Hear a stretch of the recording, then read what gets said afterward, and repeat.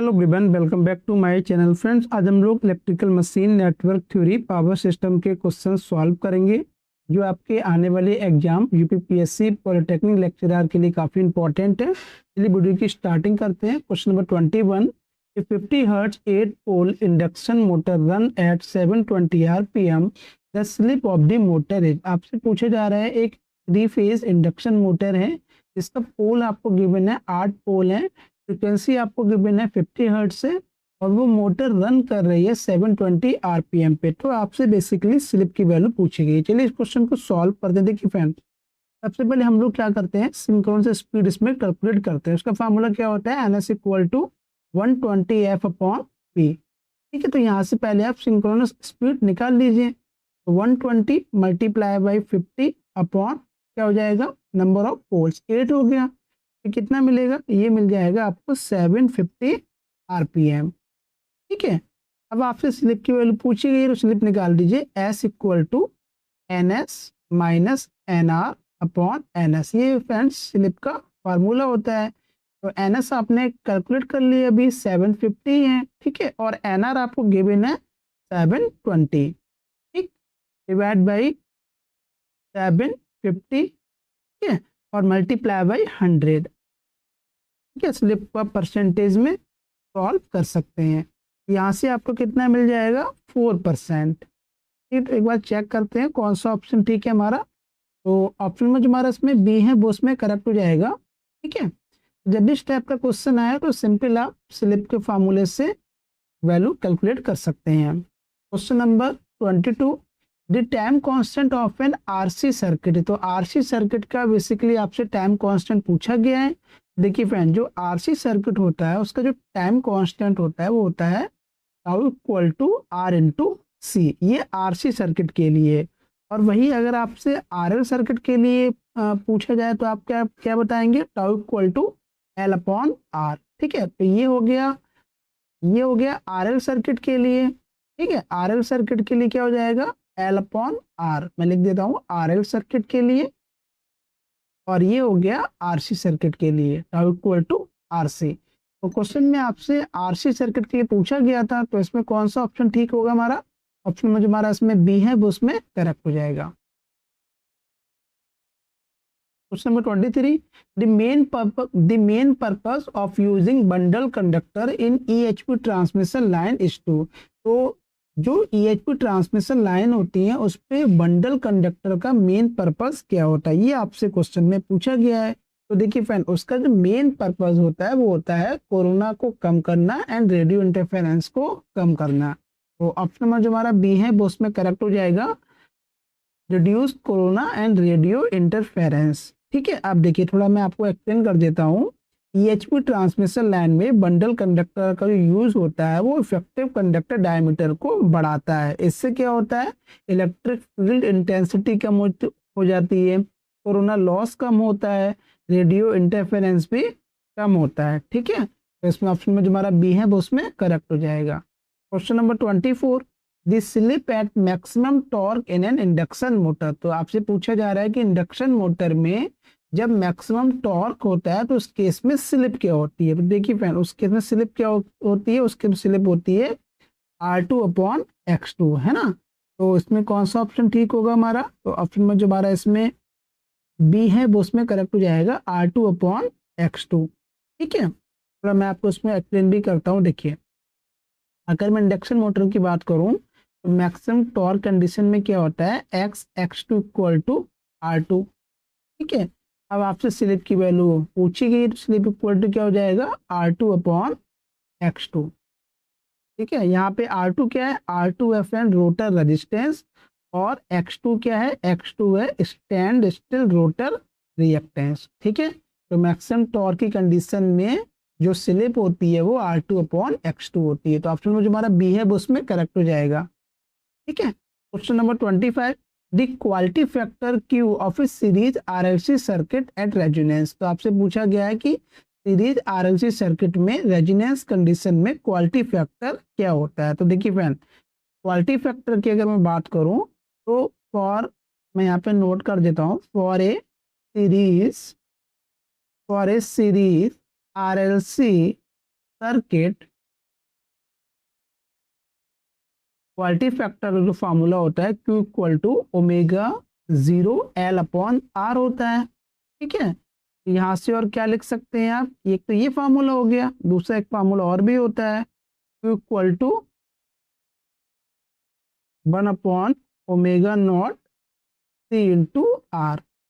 ठीक है, तो ये दो फार्मूले हो गए RLC सर्किट के लिए। ठीक है, आप क्वेश्चन में आपसे क्या पूछा गया है, the quality factor Q of A series RLC circuit at resonance, है ना। तो इसमें कौन सा ऑप्शन ठीक होगा हमारा, इसमें ऑप्शन नंबर जो हमारा बी है वो उसमें करेक्ट हो जाएगा, omega 0 not L divide by R। ठीक है, ऑप्शन में जो हमारा बी है वो उसमें करेक्ट हो जाएगा।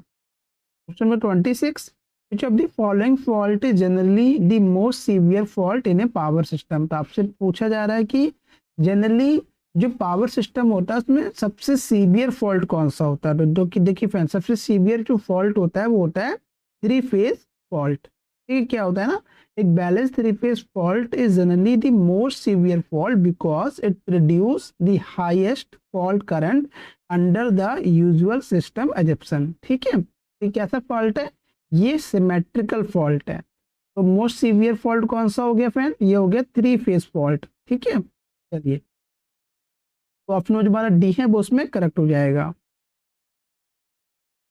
Question number 27, in A DC motor the back EMF is. आपसे पूछा जा रहा है कि डीसी मोटर में जो बैक ईएमएफ होता है उसका क्या मतलब होता है। तो देखिए फ्रेंड, जो बैक ईएमएफ होता है वो जनरली सप्लाई वोल्टेज का अपोज करता है। तो ऑप्शन में जो हमारा बी है वो उसमें करेक्ट हो जाएगा। होता क्या है, तो डीसी मोटर में आर्मेचर रोटेट करने पर जनरेटेड ईएमएफ प्रोड्यूस होता है जिसे बैक ईएमएफ कहते हैं।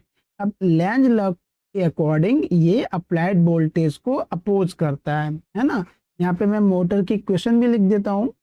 देखिए मोटर की इक्वेशन क्या होती है, motor equation B equal to E B plus I A into R A. ठीक है, तो यहाँ से मैं ई बी क्या लिख सकता हूँ, E B equal to V minus I A R A. ये क्या हो गया, ये बैक ईएमएफ की इक्वेशंस हो गई। ठीक है, मोटर के केस में। तो ऑप्शन हमारा कौन सा ठीक होगा, ऑप्शन में जो हमारा बी है वो उसमें करेक्ट हो जाएगा। डीसी मोटर में जो बैक ईएमएफ होता है वो सप्लाई वोल्टेज का अपोज करता है। Question number 28, for a balance 3 phase star connected load the relation between line voltage BL and phase voltage BPS is. तो आपसे पूछा जा रहा है कि balance 3 phase star connected load में line voltage and phase voltage के बीच में क्या रिलेशन होता है। तो देखिए फ्रेंड, मैं थोड़ा सा यहाँ पे आप नोट कर लीजिए। होता क्या है कि बैलेंस स्टार कनेक्शन में मैं यहाँ पे लिखता हूँ, अगर balance star connection, balance star connection में क्या होता है, जो लाइन वोल्टेज होता है वो √3 टाइम्स फेज वोल्टेज होता है। ठीक है, और जो लाइन करंट होती है वही क्या होती है, फेज करंट। ठीक है, अब आपको याद कैसे रखना, ये तो स्टार के लिए होता है। और अगर मैं डेल्टा की बात करूं, डेल्टा में क्या होगा, तो फ्रेंड डेल्टा में जो लाइन वोल्टेज होता है वही फेज वोल्टेज होता है। बट जो लाइन करंट होती है वो √3 टाइम्स फेज करंट होती है। ठीक है, तो आपसे क्वेश्चन में क्या पूछा गया, क्वेश्चन में आपसे पूछा गया स्टार लोड के बारे में। ठीक है, तो कौन सा ऑप्शन ठीक होगा हमारा, ऑप्शन में जो हमारा बी है वो उसमें करेक्ट हो जाएगा, line voltage equal to √3 phase voltage. Question number 29, the per unit value of a quantity is defined as. आपसे पूछा जा रहा है कि पर यूनिट वैल्यू को आप कैसे डिफाइन करते हो। तो देखिए फ्रेंड, इसमें कैसे डिफाइन करोगे, मैं यहाँ पे लिखता हूँ पर यूनिट वैल्यू, इसका जो फार्मूला होता है, इसका फार्मूला होता है एक्चुअल वैल्यू। ठीक है, actual value upon base value. तो यहाँ पे एक्चुअल वैल्यू हो गया, यहाँ पे आप क्या लिखोगे, बेस वैल्यू।